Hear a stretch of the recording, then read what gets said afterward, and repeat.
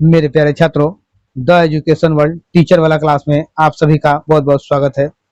आइए आज बात करते हैं बिहार मध्य विद्यालय शिक्षक की। ठीक है, मध्य विद्यालय शिक्षक यानी क्लास 6 to 8 वालों के लिए ये प्रैक्टिस सेट हम देने जा रहे हैं आप लोग को।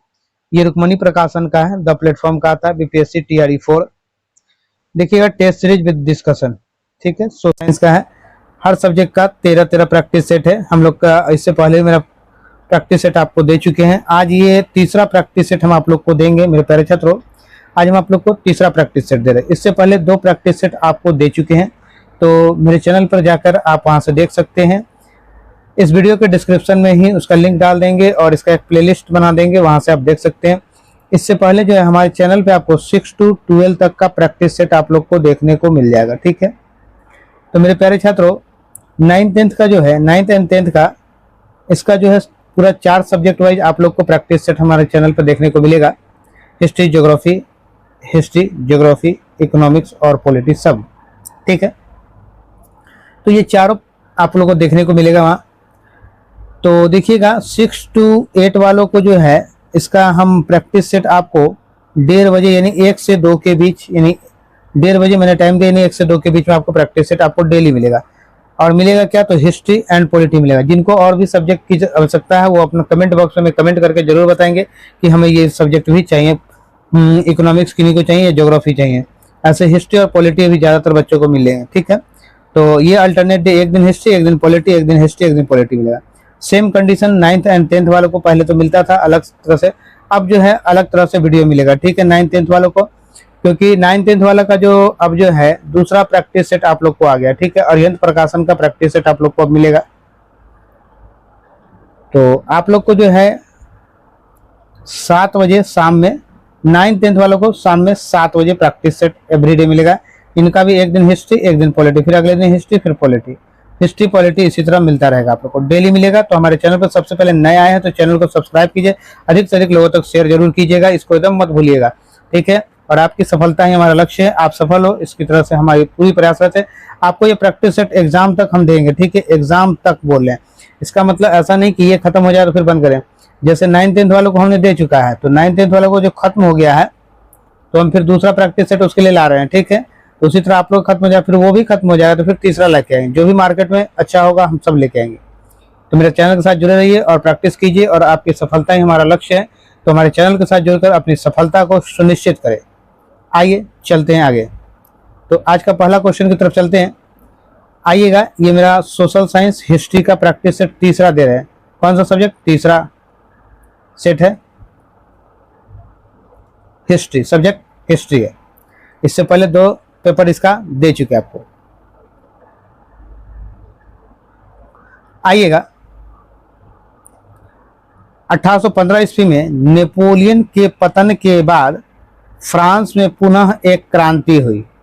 फ्रांस में पुनः एक क्रांति हुई जिसे जुलाई क्रांति के नाम से भी जाना जाता है। यह क्रांति किस वर्ष की है? किस वर्ष की है? ये क्रांति जो है 1830 की है। सही हो तो मेरा ऑप्शन सी हो जाएगा। ठीक है, देखिए, जुलाई क्रांति का जो सूत्रपात कहा जाता है, यानी जहां से शुरू हुआ, ये कारण क्या था? तो इसके कारण क्या था? सूत्रपात जो था,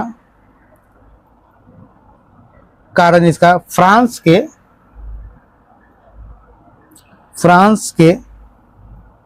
तत्कालीन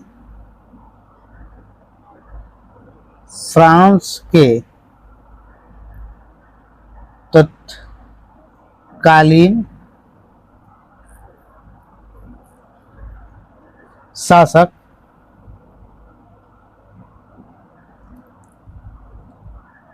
चार्ल्स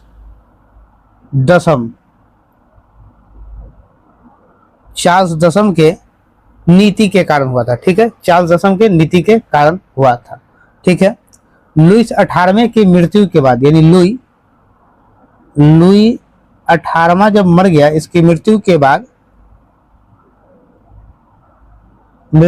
बाद 1824 में फ्रांस की गद्दी पर दसम बैठा। 1824 में फ्रांस की गद्दी पर यह दसम जो था वो बैठा था। ठीक है, आइएगा नेक्स्ट क्वेश्चन की तरफ चलते हैं। तो नेक्स्ट क्वेश्चन मेरा कह रहा, वियना कांग्रेस निम्न में से किस वर्ष हुआ था? तो वियना कांग्रेस जो है 1815 में। सही उत्तर ऑप्शन सी हो जाएगा। ठीक है, आइएगा नेक्स्ट क्वेश्चन मेरा 73 नंबर है। 73 नंबर क्वेश्चन कह रहा है, वर्ष 1848 को यूरोप में क्रांतियों का वर्ष कहा जाता है। इसकी शुरुआत किस देश से हुई है? तो इसकी शुरुआत जो है वो इटली से हुई है। सही उत्तर ऑप्शन ए हो जाएगा। आइएगा नेक्स्ट क्वेश्चन। नेक्स्ट क्वेश्चन मेरा 74 नंबर। 74 नंबर मेरा क्वेश्चन कर रहा है,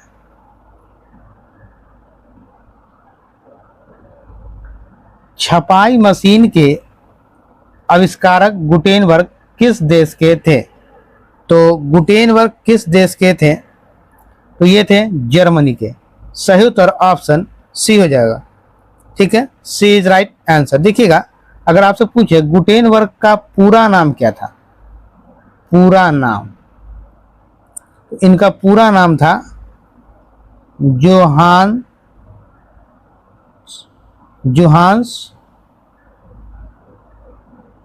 जेन्स फ्लिस, जोहान्स जेन फ्लिस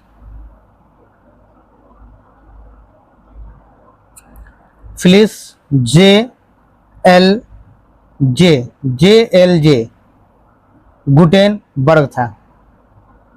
गुटेनबर्ग ये इनका पूरा नाम था।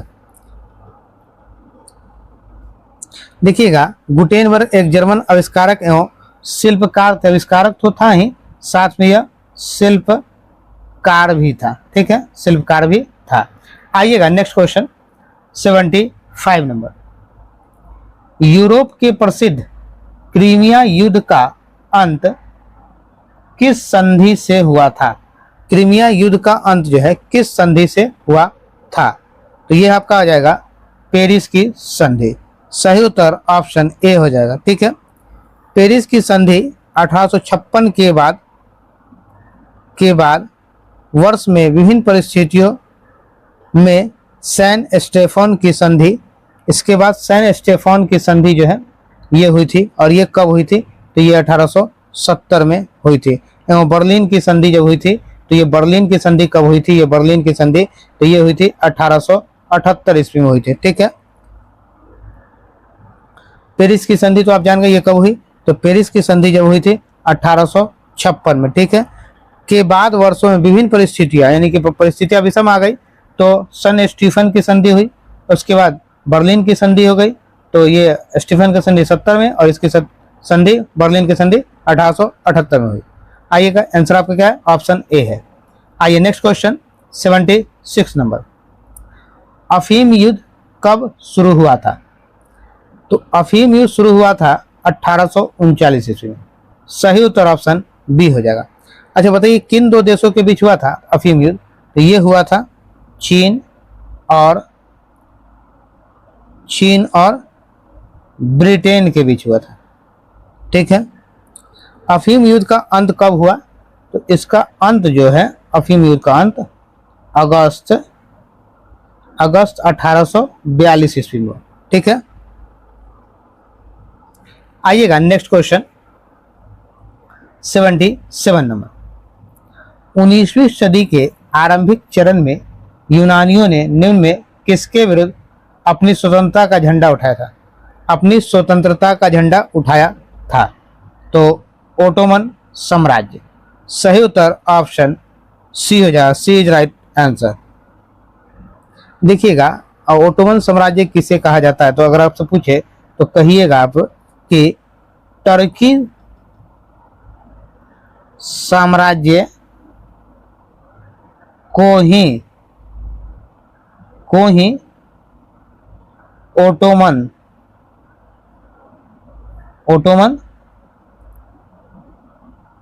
साम्राज्य कहा जाता है। ठीक है, आइएगा नेक्स्ट क्वेश्चन की तरफ चलते हैं। नेक्स्ट क्वेश्चन मेरा कह रहा, 78 नंबर 78 नंबर का क्वेश्चन है, द्वितीय अफीम युद्ध की अवधि क्या थी? तो द्वितीय अफीम युद्ध की अवधि 1856 से 1860 ईस्वी। सही उत्तर ऑप्शन सी हो जाएगा।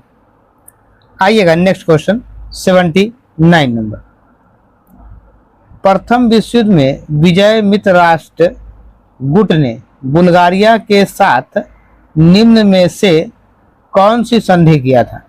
तो बुल्गारिया के साथ जो संधि किया था वो संधि कौन सा था? तो न्यूली की संधि। सही उत्तर ऑप्शन ए हो जाएगा, ए इज राइट आंसर।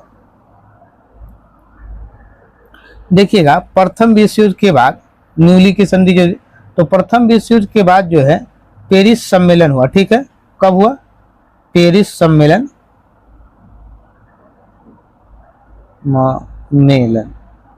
कब हुआ ये?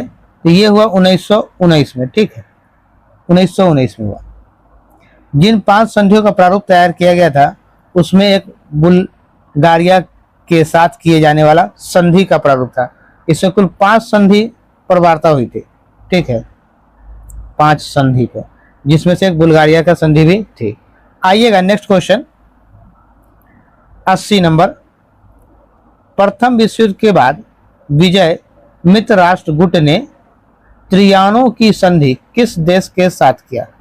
त्रियानो की संधि किस देश के साथ किया? तो ये जो किया गया हंगरी के साथ। सही उत्तर ऑप्शन ए हो जाएगा, ठीक है।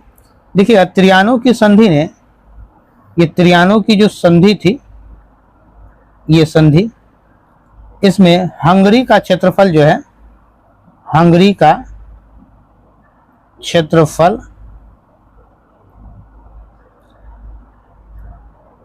काफी कम कर दिया। अगर आपसे पूछा जाए त्रियानो की संधि के बाद हंगरी का क्षेत्रफल में क्या हुआ, इजाफा हुआ, वृद्धि हुई, कमी? तो काफी कमी हो गई, ठीक है। आइएगा नेक्स्ट क्वेश्चन 81 नंबर,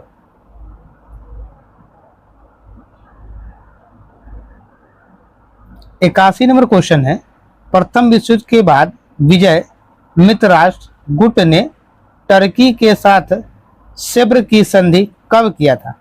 टर्की के साथ सेब्र की संधि कब किया? तो ये किया अगस्त 1920 में। सही उत्तर ऑप्शन ए हो जाएगा। आइएगा नेक्स्ट क्वेश्चन मेरा 82 नंबर है। 82 में मेरा क्वेश्चन करा है, राष्ट्र संघ की स्थापना कब हुई थी? तो राष्ट्र संघ की स्थापना 10 जनवरी 1920 को। सही उत्तर ऑप्शन सी हो जाएगा। आइएगा 83 नंबर, मार्च क्रांति 1917 किस देश की क्रांति थी? तो ये किस देश की क्रांति थी? फ्रांस की क्रांति थी। मार्च क्रांति 1917 किस देश, सॉरी, ये रूस की क्रांति थी। किसकी क्रांति थी? रूस की। सही उत्तर आपका ऑप्शन ए हो जाएगा, ए इज राइट आंसर। आइएगा नेक्स्ट क्वेश्चन मेरा 84 नंबर। 84 नंबर मेरा क्वेश्चन है, स्वेज नहर किस वर्ष बनकर तैयार हुआ था? तो ये जो है 1869 में, यानी 1869 में बनकर तैयार हुआ। सही उत्तर ऑप्शन बी हो जाएगा, ठीक है। अच्छा देखिएगा, अगर इसका काम पूछा जाए कब शुरू हुआ था, तो स्वेज नहर का काम शुरू हुआ था, शुरू कब हुआ था? तो शुरू हुआ था 1859 में, 1859 में शुरू हुआ और पूरा कब हो गया? 1869 में, यानी 10 साल लग गया, ठीक है, 10 वर्ष पूरा लग गया। कब, अगर डेट के साथ पूछे से कब शुरू किया गया, तो 17 नवंबर 1869 को शुरू किया गया, ठीक है। स्वेज नहर के बारे में, स्वेज नहर जो है, ये स्वेज नहर, ये लाल सागर, ठीक है, लाल सागर और भूमध्य सागर को क्या करती है, जोड़ती है, जोड़ने का काम करती है सुएज नहर। ठीक है,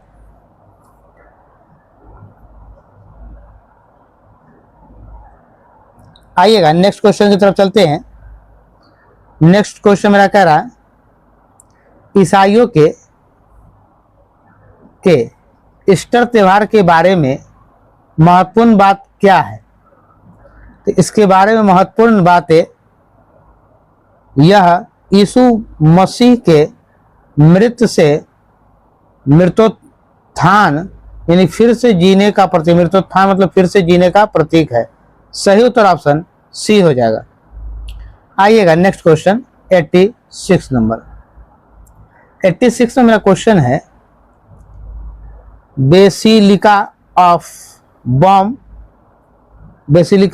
बॉम जीसस एक रोमन कैथोलिक बेसिलिका है जो डैश राज्य में स्थित है और यूनेस्को के विश्व धरोहर स्थल में से एक है।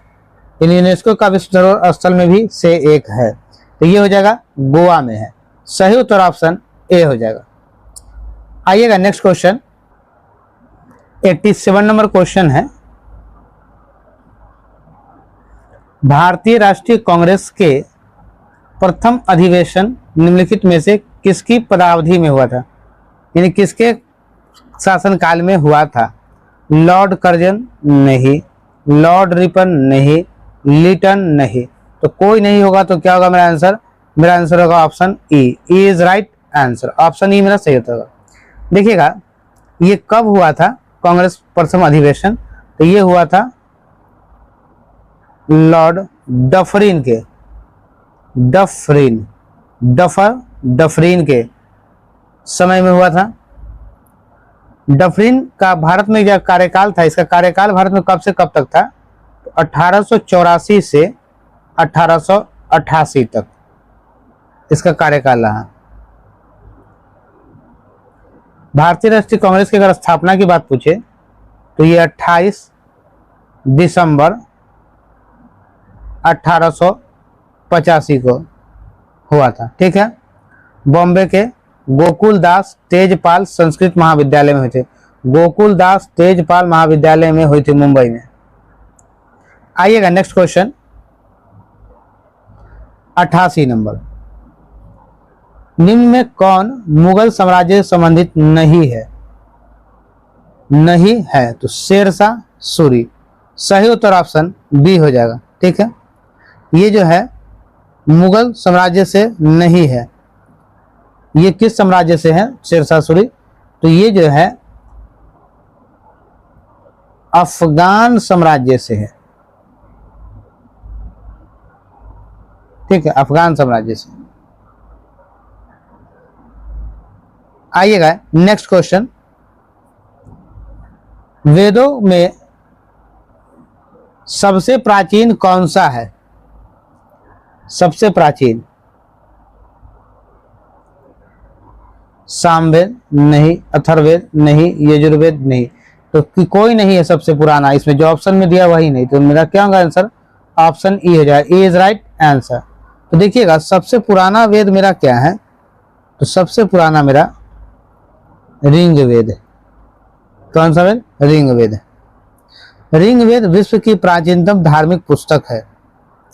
ऋग्वेद से सामाजिक, धार्मिक, राजनीतिक, आर्थिक, शैक्षणिक आदि विषयों की जानकारियां मिलती है। अगर इसमें पूछे ऋग्वेद में कुल 1028, ये पूछा गया क्वेश्चन, कितने सूक्त है, 1028 सूक्त हैं। ठीक है, 10 मंडल हैं। लगभग इसमें श्लोक कितना है, तो 10,462 जो इसमें श्लोक है, मंत्र है। आइएगा नेक्स्ट क्वेश्चन 90 नंबर। तीसरा बौद्ध सभा कहाँ आयोजित की गई थी, तो तीसरा बौद्ध सभा जो है पाटलिपुत्र में। सही उत्तर ऑप्शन सी हो जाएगा। ठीक है, बौद्ध धर्म में सभा को जो है, कोई भी चीज का सभा होता है ना, आयोजन था, उसको संगीति कहा गया। क्या कहा गया? सभा को संगीति, संगीति का। सभा का मतलब मान लीजिए जैसे आप ही कोई मीटिंग कर रहे हैं, किसी 10-20 लोगों के साथ सभा कर रहे हैं, मीटिंग कर रहे हैं, तो उसको संगीति कहता है।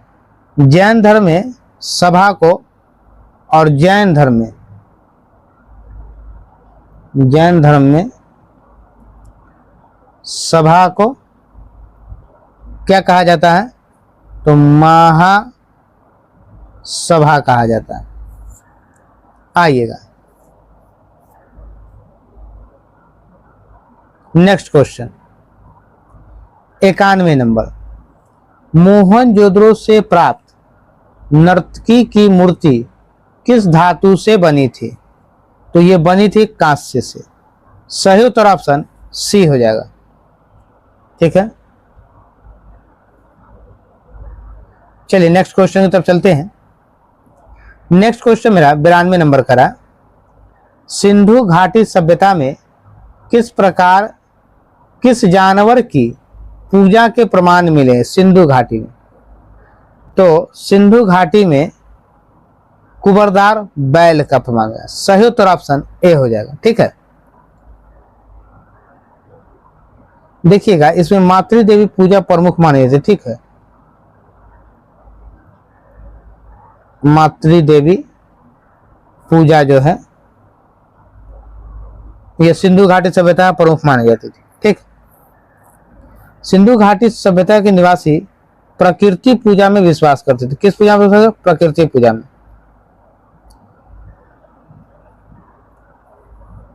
यहां से कालीबंगन के अग्निकुंड जो यानी हवन करने के साथ साथ बलि प्रथा का हड्डियों के भी प्रमाण यहां से सिंधु घाटी सभ्यता से बलि प्रथा का भी मिला है। ठीक है, लोथल और कालीबंगा, लोथल और कालीबंगा के पुरास्थलों से अग्निकुंड ये सब जो है यहीं से मिला है। आइएगा नेक्स्ट क्वेश्चन, किराता जुर्नीय किसने लिखा था? किराता जुर्नीय भट्टी ने, कालिदास ने, शूद्रक ने। कोई नहीं लिखा है, तो कोई नहीं, तो ऑप्शन ई हो जाएगा। Is right answer. आखिर किसने लिखा? तो लिखा था ये भारवी ने लिखा था। किसने लिखा था? भारवी ने। भारवी कौन थे? तो ये जो थे भारवी जो थे ये पल्लव वंश के राजा सिंह विष्णु के दरबार में रहते थे। के राजा सिंह विष्णु के दरबार में रहते हैं।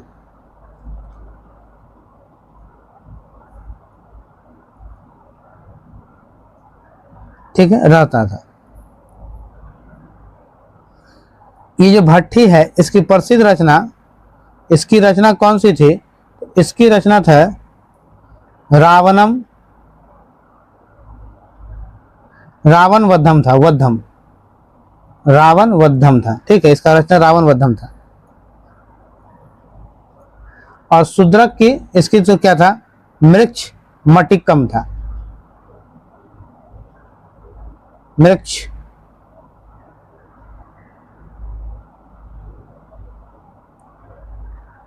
कटिकम, मृक्ष कटिकम। आइएगा next question 94 number. Birsa Munda का कार्यक्षेत्र कौन सा था? तो बिरसा मुंडा का कार्यक्षेत्र रांची है। सही उत्तर ऑप्शन बी हो जाए। आइएगा 95 नंबर। 1857 की क्रांति के बिहार के नेता कौन थे? यानी बिहार का नेता। मौलवी अहमदुल्ला, तात्या टोपे, नवाब साहिब। कोई नहीं। जब कोई नहीं तो आंसर मेरा ऑप्शन ई हो जाएगा। Is right answer. देखिएगा इस 1857 की क्रांति में बिहार का नेता जो थे वो थे हमारे कुंवर सिंह थे। कुंवर सिंह थे। ये कहाँ थे? जगदीशपुर के थे। ठीक है, जगदीशपुर के।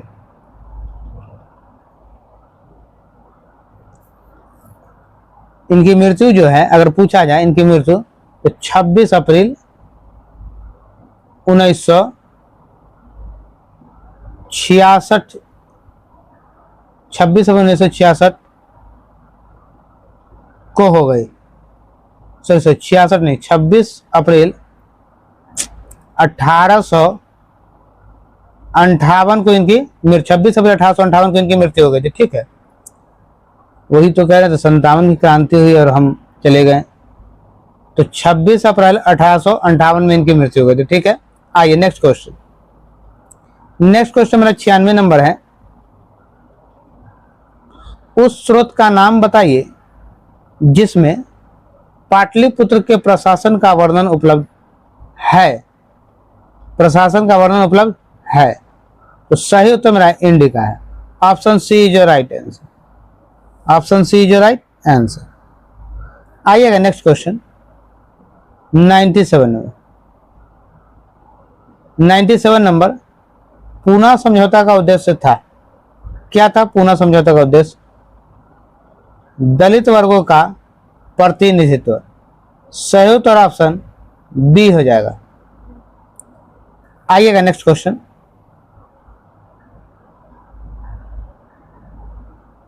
नेक्स्ट क्वेश्चन मेरा 98 नंबर। 98 नंबर क्वेश्चन है, अमेरिका के इतिहास में 4 जुलाई 1776 को क्यों महत्वपूर्ण मानी जाती है? इसको महत्वपूर्ण माने जाने का कारण है अमेरिकी स्वतंत्रता की घोषणा। सही उत्तर ऑप्शन सी हो जाएगा। आइएगा नेक्स्ट क्वेश्चन। औद्योगिक क्रांति के दौरान सूती वस्त्र उद्योग में क्रांति लाने वाली स्पिनिंग जेनी का आविष्कारक था। स्पिनिंग जेनी का आविष्कारक कौन था? तो ये जो था हमारा जेम्स हारग्रीव्स। सही उत्तर ऑप्शन सी हो जाएगा। आइएगा नेक्स्ट क्वेश्चन 100 नंबर। 1831 में यंग इटली मूवमेंट, जिसका उद्देश्य था गणतंत्र स्थापित करना, किसके द्वारा प्रारंभ हुआ? तो ये प्रारंभ हुआ Count Cavour, Giuseppe Garibaldi, Victor Emmanuel, किसके द्वारा हुआ? तो जब किसी के द्वारा नहीं हुआ तो सही उत्तर मेरा ऑप्शन ई हो जाएगा। ई मेरा जो राइट आंसर हुआ। ये था जोसेफ मेजनी द्वारा। किसके द्वारा? Joseph Mazzini. ठीक है, जोसेफ मेजनी के द्वारा, मेजनी के द्वारा प्रारंभ हुआ था। आइएगा नेक्स्ट क्वेश्चन 101 नंबर। शोर कमेटी की स्थापना से कौन संबंधित नहीं है? कौन संबंधित नहीं है? भगवान सिंह। सही उत्तर ऑप्शन सी। आइएगा 102 नंबर मेरा क्वेश्चन है, महात्मा गांधी ने किस घटना को हिमालय भूल कहा? तो ये जो घटना है वो चौरा चौरी कांड। सही उत्तर ऑप्शन बी हो जाएगा। ठीक है, ये चौरा चौरी कांड 5 फरवरी 1922 को 5 फरवरी 1922 को गोरखपुर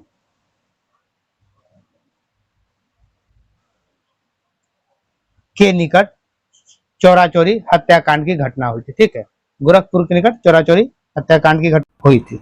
आइएगा नेक्स्ट क्वेश्चन 103 नंबर। 103 थोड़ा चलिए आइए, ये क्वेश्चन मेरा कह रहा है, किस हड़प्पा स्थल से लकड़ी को कुरेद कर नाली बनाने का साक्ष्य मिलता है? क्या बनाने का? नाली बनाने का साक्ष्य मिलता है। तो किसको कुरेद? काली बगन को। सही उत्तर ऑप्शन बी हो जाएगा। B is right answer.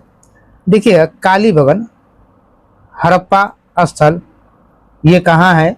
तो ये जो है राजस्थान के हनुमानगढ़ में, हनुमानगढ़ गढ़ में है, ठीक है। कालीबंगन राजस्थान के हनुमानगढ़ में है, हनुमानगढ़ जिले में स्थित है, हनुमानगढ़ जिला में, ठीक है। कालीबंगन ये कहाँ है, तो ये जो है घाघर नदी के तट पर है, ठीक है, घाघर नदी के तट पर स्थित है। कालीबंगन का शाब्दिक अर्थ होता है काले रंग की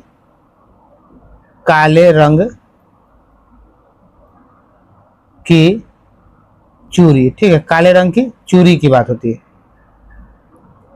इसकी खोज कब की गई थी, कालीबंगन की खोज, इसकी खोज है 1951 में, ठीक है, 1951 में।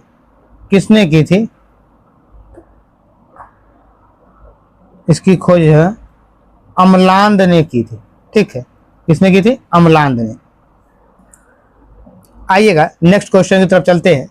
नेक्स्ट क्वेश्चन मेरा जो है 104 नंबर, किस चोल शासक ने सर्वप्रथम संपूर्ण द्रविड़ प्रदेश को विजिट किया, द्रविड़ प्रदेश को विजिट किया, तो ये था राजराज प्रथम ने।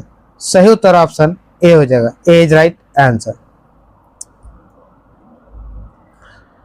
आइएगा नेक्स्ट क्वेश्चन। अगर एक बात इसमें देखिए, चोल राज्य के अगर आपसे संस्थापक पूछा जाए, संस्थापक कौन थे चोल वंश के, इसके संस्थापक थे विजयालय था, ठीक है, विजयालय था। तंजावुर में राजराजेश्वर का शिव मंदिर चोल शासक ने ही बनाया था, राजराजेश्वर का शिव मंदिर, ठीक है।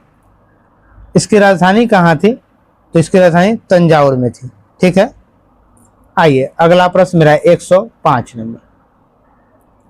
105 नंबर मेरा क्वेश्चन है,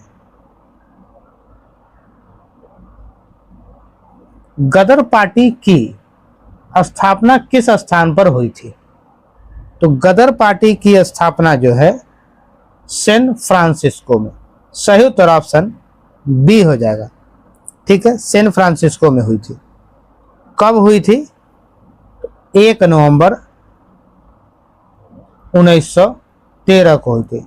सैन फ्रांसिस्को कहाँ है, तो अमेरिका में कैलिफोर्निया के, अमेरिका में कैलिफोर्निया के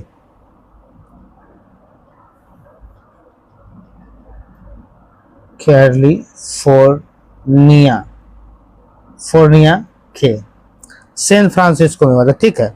इसकी स्थापना किसने की थी, गदर पार्टी की, तो गदर पार्टी की स्थापना जो है लाला हरदयाल ने की थी, ठीक है, लाला हरदयाल ने की थी। इसका जो है गदर का शाब्दिक अर्थ अगर आपसे पूछा जाए, शाब्दिक अर्थ गदर का अर्थ, इस गदर का, चलिए आने, गदर का अर्थ अगर आपसे पूछे तो होता है, इसका अर्थ क्या है, इसका अर्थ होता है विद्रोह, होता है विद्रोह। आइए नेक्स्ट क्वेश्चन 106 नंबर, किस तिथि को संविधान सभा की पहली बैठक हुई थी, तो पहली बैठक 9 दिसंबर 1946 को। सही उत्तर मेरा ऑप्शन बी हो जाएगा, ठीक है।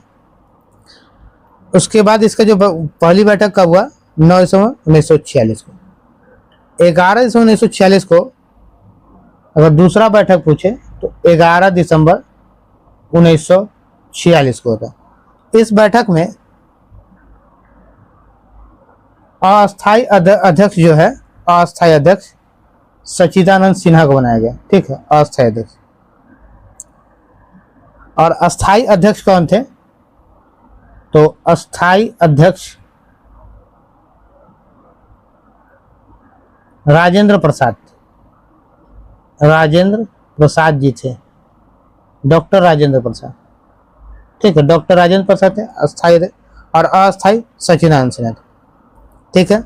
आइएगा नेक्स्ट क्वेश्चन 107 नंबर,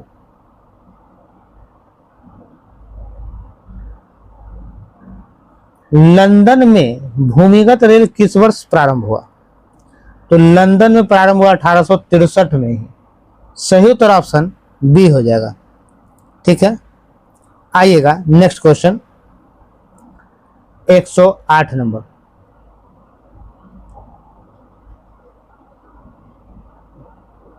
एक सौ आठ नंबर, भारतीय स्वतंत्रता संग्राम के काल के संदर्भ में इंडिया स्टैच्यूटरी कमीशन को आमतौर पर किस नाम से जाना जाता है? तो किस नाम से जाना जाता है? कैबिनेट मिशन नहीं, हंटर कमीशन नहीं, सैडलर कमीशन नहीं। जब कोई नहीं तो सही उत्तर मेरा क्या होगा? ऑप्शन ई हो जाएगा। Option E is right answer. जब कोई नहीं होगा तब। तो जब इनमें से कोई नहीं था तो किसी नाम से जाना जाता था? इसे नाम से जाना जाता था, इसे साइमन कमीशन के नाम से जाता है। कमीशन, ठीक है, साइमन कमीशन के नाम से जाना जाता था। ठीक है, चलिए नेक्स्ट क्वेश्चन 109 नंबर। हवाई सोशलिज्म नामक पुस्तक के लेखक कौन है? तो इस पुस्तक के लेखक जो है जयप्रकाश नारायण है। सही उत्तर ऑप्शन बी हो जाएगा। B is right answer. आइएगा नेक्स्ट क्वेश्चन 110 नंबर और इस प्रैक्टिस सेट का अंतिम क्वेश्चन। ठीक है, मराठों द्वारा अंग्रेजों के साथ 1872 की सालबाई की संधि किसके आग्रह पर की गई थी? तो ये की गई थी सिंधिया के आग्रह पर। सही उत्तर ऑप्शन सी हो जाएगा। सी इज राइट आंसर। तो मेरे प्यारे छात्रों, इसी तरह ये 40 क्वेश्चन इस वीडियो में पूरा कंप्लीट हो गया। तो ये 40 क्वेश्चन को मैंने आपको दिया है, ये हमारे क्लास 6 to 8 के लिए था। तो हमारे 6 to 8 और 9-10 का जो है आपको हमने शेड्यूल दे ही चुके हैं।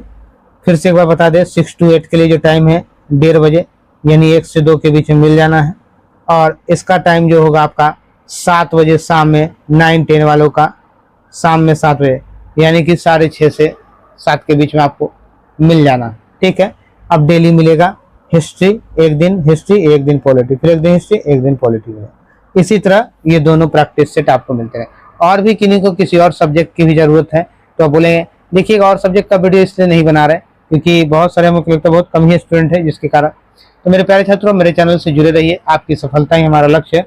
आप सफल हो इसके लिए हम हर संभव कोशिश करेंगे और आपको प्रैक्टिस सेट आपके एग्जाम तक मिलेगा। 9-10 वालों का जब रुक्मणी प्रकाशन का खत्म हो चुका है तो उसके लिए हम लोग दूसरा प्रैक्टिस सेट लेके आ रहे हैं, जो आप लोग को मिल जाएगा तो देखेंगे। चलिए इसी के साथ मिलते हैं नेक्स्ट वीडियो में। जय हिंद, जय बिहार, भारत माता की जय।